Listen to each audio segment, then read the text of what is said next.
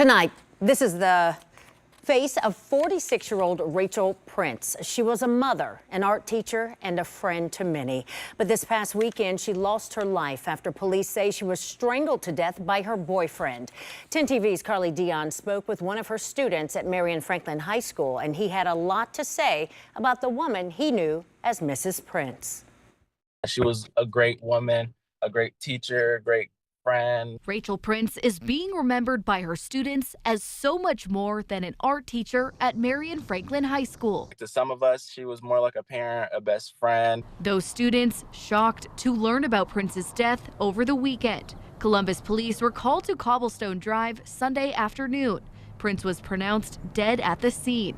According to court records, Prince was strangled to death by her boyfriend, Jason Palmer, who lived with her.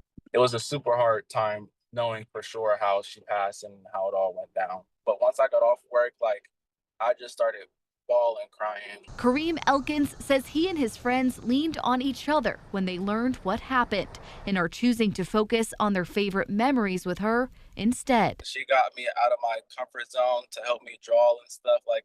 I can barely even draw a straight line. And even if it looked garbage to me, she was always, oh no, this is great. It looks good. And what would you say is the biggest lesson that she taught you? The biggest lesson she taught me is to never give up. Even if it is a shanky straight line, anything can be turned into a beautiful thing.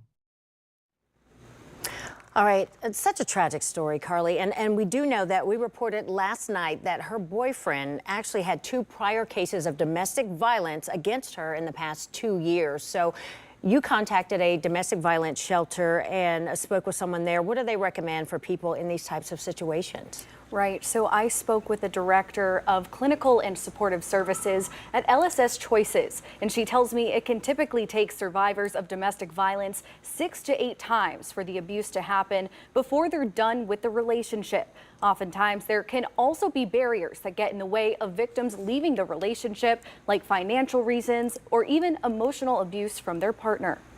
Victims stay in those relationships because they have seen periods of time where that person they got involved with in the very beginning surfaces. And so they stay in the relationship because that person makes the promise that I'm never going to do that again.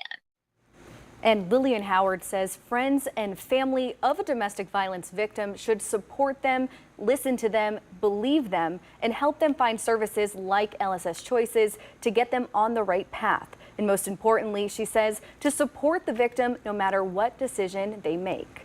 And if you or anyone you know is experiencing domestic violence, you can call the number on your screen anytime to get help. Yolanda? All right. Hopefully people take advantage of those resources because they say that when you're trying to leave a domestic violence relationship or situation, that's the most dangerous time.